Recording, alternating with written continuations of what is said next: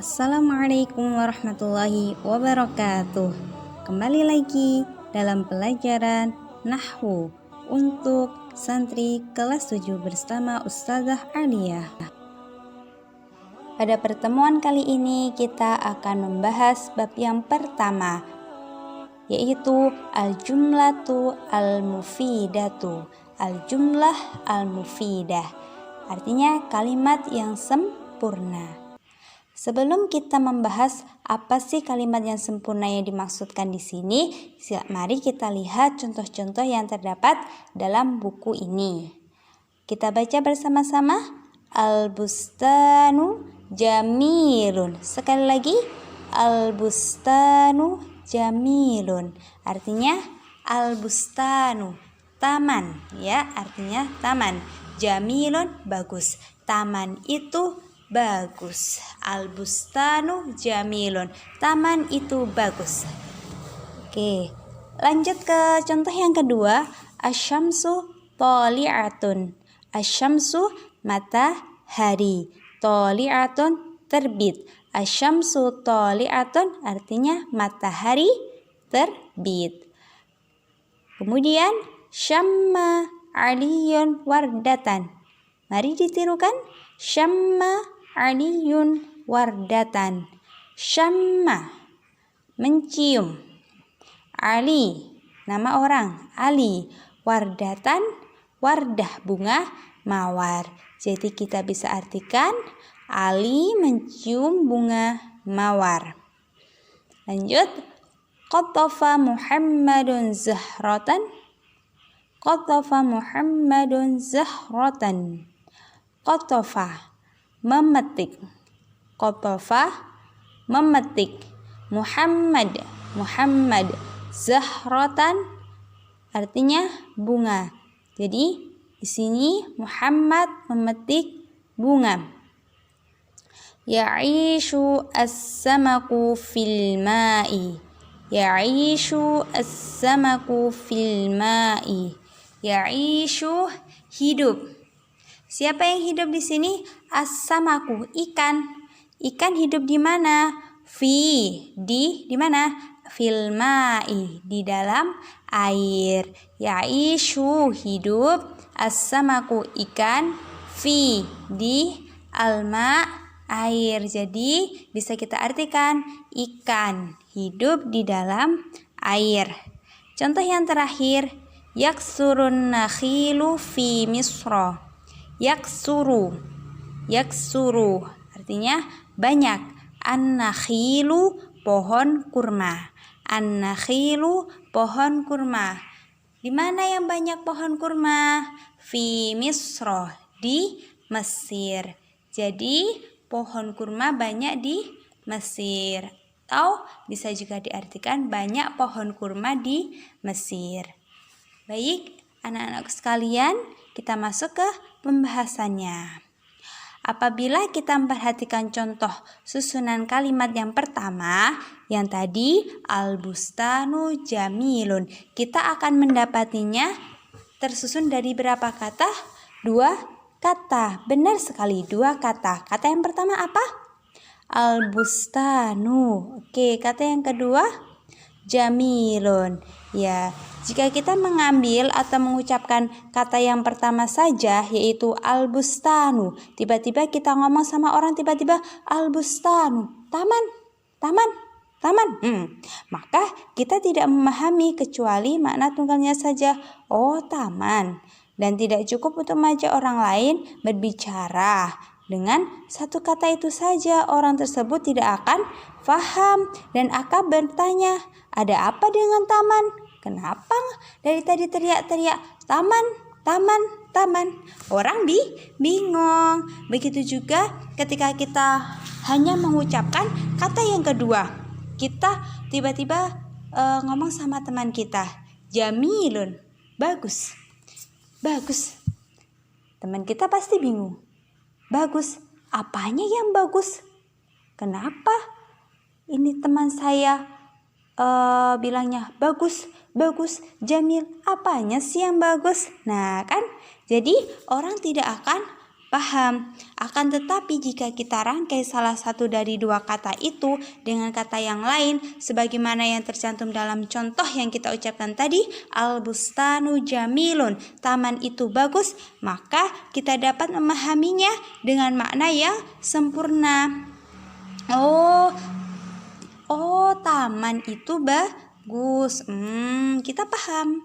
Nah, dan kita bisa mengambil faidah sempurna dari kalimat itu, yaitu kita tahu bahwasanya sifat dari taman itu adalah bagus, indah. Oleh karena itu, kalimat seperti ini disebut sebagai jumlah mufidah. Jumlah apa adik-adik, anak-anakku sekalian? Jumlah mufidah, kalimat yang berfaedah, kalimat yang sempurna, kalimat yang bisa dipahami, jumlah mufidah. Jadi setiap dari dua kata tersebut terhitung sebagai bagian dari kalimat itu. Nah, begitu pula dengan contoh-contoh yang lainnya. Seperti contoh yang kedua, tadi apa? Asyamsu thali'atun. Ketika kita mengatakan asyamsu, matahari, orang nggak akan paham. Begitu pula kalau kita cuma mengucapkan thali'atun, terbit. Apakah orang akan paham terbit? Apanya yang terbit? Tapi kalau kita mengucapkan dua kata secara bersamaan, asyamsu thali'atun, matahari terbit, maka ini akan menjadi al-jumlah al-mufidah, kalimat yang sempurna, orang akan paham. Baik, al-jumlah al-mufidah ini tidak hanya terdiri dari dua kata, bisa juga dari tiga kata. Contohnya yang di kolom kedua, Qatafa Muhammadun Zahratan. Dalam satu kalimat ini ada berapa kata anak-anakku? Qatafa 1, Muhammadun 2, Zahratan 3. Ada 3 kata. Sama ketika kita hanya mengucapkan Qatafa, memetik apa? Orang tidak akan paham. Ketika kita coba mengucapkan Muhammadun, apa itu? Siapa itu? Ya kan? Begitu pula ketika kita mengucapkan Zahratan, bunga apa? Orang juga tidak akan paham. Tapi ketika kita menggabungkan tiga kata ini, Qatafa Muhammadun Zahratan, Muhammad memetik bunga, orang akan paham. Nah, ini akan menjadi jumlah mufidah, kalimat yang sempurna. Jadi harus ada dua kata atau lebih. Nah, dua kata atau lebih agar lawan bicara kita dapat mengambil faidah yang sempurna atau dapat mengerti maksud ucapan yang kita sampaikan kepadanya. Adapun kata-kata seperti artinya apa? Berdirilah. Atau kalian sering mendengar ustazah mengucapkan undur, artinya apa? Lihatlah. Nah, ini cuma satu kata. Secara luarnya itu kelihatannya cuma satu kata. Ya bunda? Ya ustazah. Namun sudah cukup untuk digunakan dalam percakapan. Walaupun satu kata, dia orang bisa paham dengan kata tersebut. Karena apa? Beda dengan bustan tadi, kebun-kebun, beda. Kalau kata-kata seperti undur, lihatlah, walaupun dia cuma satu kata secara nampaknya, secara fisiknya, tapi sebenarnya itu kata tersebut tidak hanya satu kata, tapi merupakan kalimat yang tersusun dari dua kata. Salah satunya dilafadzkan undur, yang lainnya tidak dilafadzkan, yaitu anta. Tapi ini dapat dipahami oleh orang yang diajak bicara meskipun tidak diucapkan. Jadi aslinya undur anta. Lihatlah kamu. Begitu. Nah, sekarang setelah memahami dan membahas al-amsilah, contoh-contoh dari jumlah mufidah, maka kita dapat menyimpulkan al-qawaid di sini. Kita dapat melihat al-qawaid, kaidahnya. Baik. Kita bisa melihat di sini at-tarkibul ladzi yufidu faidatan tammatan yusamma jumlatan mufidatan wa yusamma aidan kalaman. Wow, apa ini Ustazah? Panjang sekali. Tenang.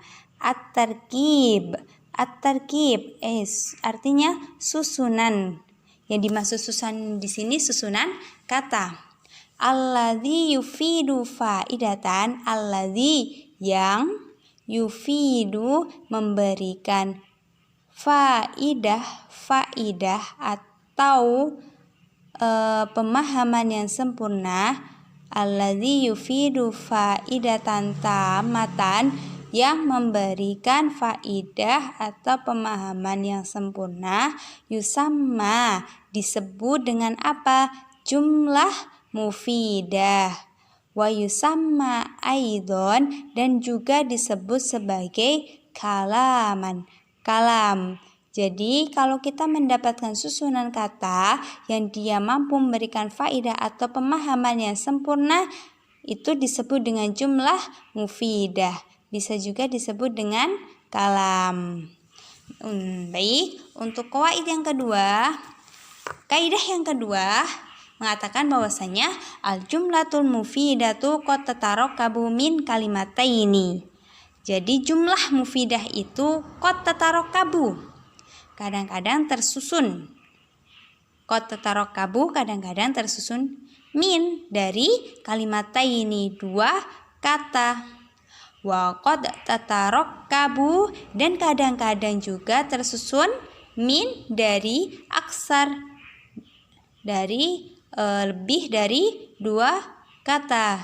Jadi jumlah mufidah kadang-kadang tersusun dari dua kata, dan kadang-kadang pula tersusun dari dua kata lebih dari dua kata. Wa kullu kalimatin fiha tu'addu juz'an minha. Wa kullu, dan setiap kalimat kata fiha di dalamnya tu'addu juz'an minha, merupakan bagian darinya. Demikian penjelasan nahwu pada bab yang pertama. Saya ulangi sekali lagi, al-jumlah al-mufidah itu kalimat yang sempurna. Bisa jadi tersusun dari dua kata, atau juga bisa lebih dari dua kata. Namanya jumlah mufidah. Setelah ini. Nah, demikian penjelasan yang dapat Ustazah sampaikan. Terima kasih atas perhatiannya. Syukran ala husnil ihtimam minkum jami'an wa barakallahu fikum. Akhirul kalam. Wassalamualaikum warahmatullahi wabarakatuh.